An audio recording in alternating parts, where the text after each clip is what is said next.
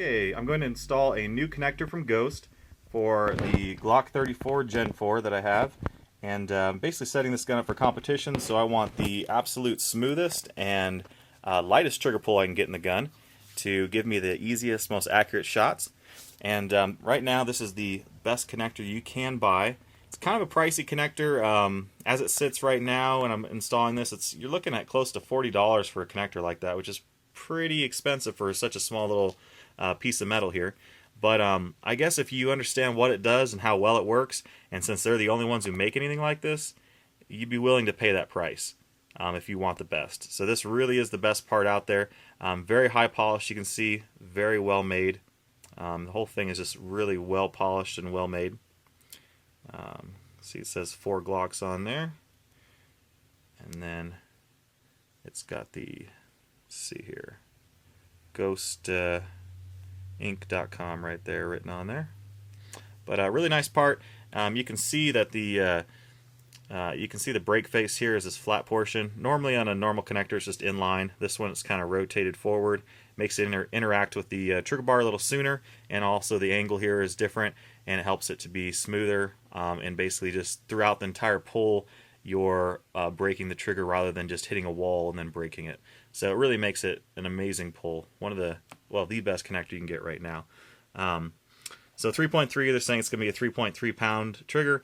Now, I mean, you can get lighter than that or you can be heavier than that. A lot of that has to do with the springs that you're going to put in your gun. Heavier trigger springs, lighter firing pin safety blocks, lighter firing pin springs, whatever you want to run. That's going to kind of determine what that brake ends up being. So, I mean, this has quite a bit to do with your brake, but your springs are also going to have something to do with that.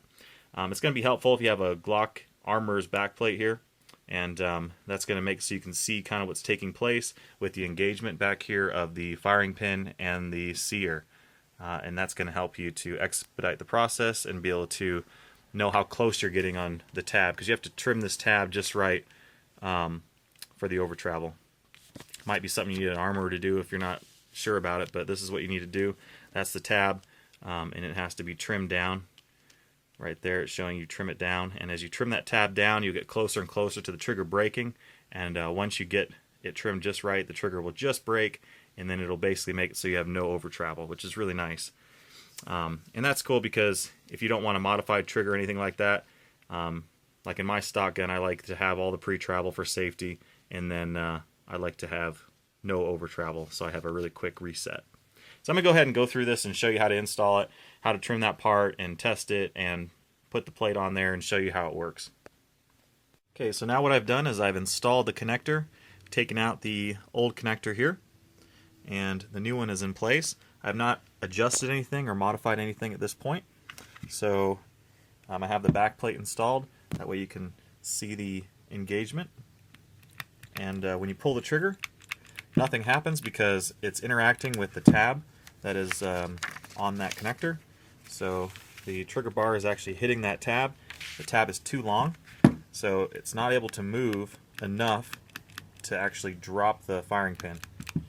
So what I'll have to do is I'll just have to take the Glock tool, reach in there, push down on the cruciform or the sear assembly, and allow the firing pin to slide forward, and then I can take off the slide and make my adjustments, put it all back together. It's kind of a slow process, but once you get it dialed in just right, it's really worth it. Okay, so I have the tab now trimmed to the exact length I need so that the trigger will break, and it has deleted the over travel so that you'll be able to get a nice quick reset. And then I went ahead and polished the surface there where it was sanded down and just made sure everything's nice and smooth again to reinstall and put it back in the gun. So I'm going to go ahead and do that now and take a look at this trigger. Okay, so the trigger connector is fully installed now. Basically, you're not going to see much from me pulling the trigger because I do have an aftermarket trigger in here. It's going to be hard for you to really see what's happened to it and what it's done. It's mostly something you'd have to feel yourself. But basically what it did was it pretty much deleted the entire brake. So where you normally feel a brake when you're pulling back on the trigger, you hit like a wall and it breaks. There's no wall. It just pulls right through it and it breaks. So it's a complete surprise break is basically what it did.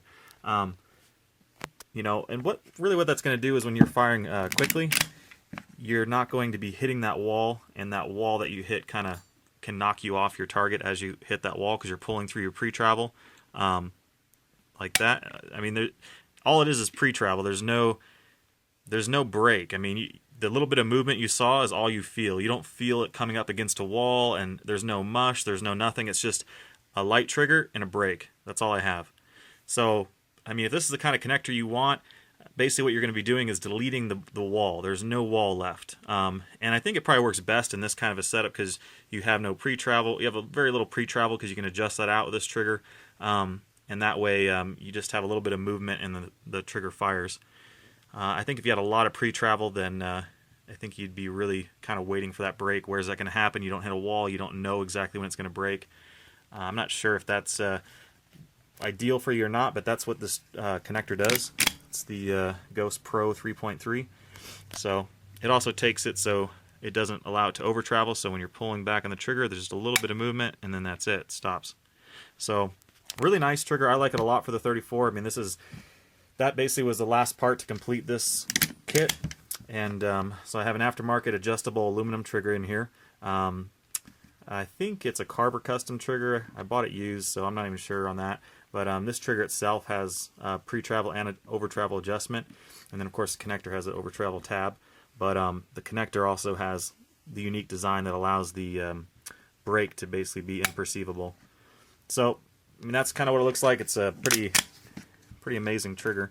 There's really just a really light, and I mean, there's no wall whatsoever. That's basically what it does. If you want a little bit of a wall, but not a heavy wall, I would say look into the Ghost EVO Elite 3.5. That 3.5 rather than the 3.3 gives you a little extra hesitation when you hit a wall. The wall is not really heavy, but it's you can actually perceive it. On this, the wall is imperceivable. So it just, I mean, that's it. It just breaks. Other than that, on this particular gun, I have a light and firing pin spring. I do have a extra power trigger spring, which is of course going to help cancel out the already light firing pin spring. I do have a titanium firing pin safety block with a light and spring in that as well. And that's kind of a smooth part, so it helps smoother engagement. Everything is very high polished inside of here, including the firing pin itself. So all those parts combined together with this connector makes for a trigger that is just, I mean, it's super light. I don't know, I don't have a trigger scale, but I don't know, pound.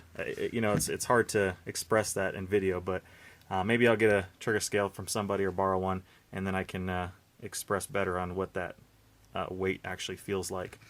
So this gun is basically done. I don't know if there's anything else I wanted to do to this, so that's pretty much it. Other than I might do like an undercut with some stippling work or something like that. But as far as the mechanics of the gun, the sights, everything, it's the way I want it. So that's it.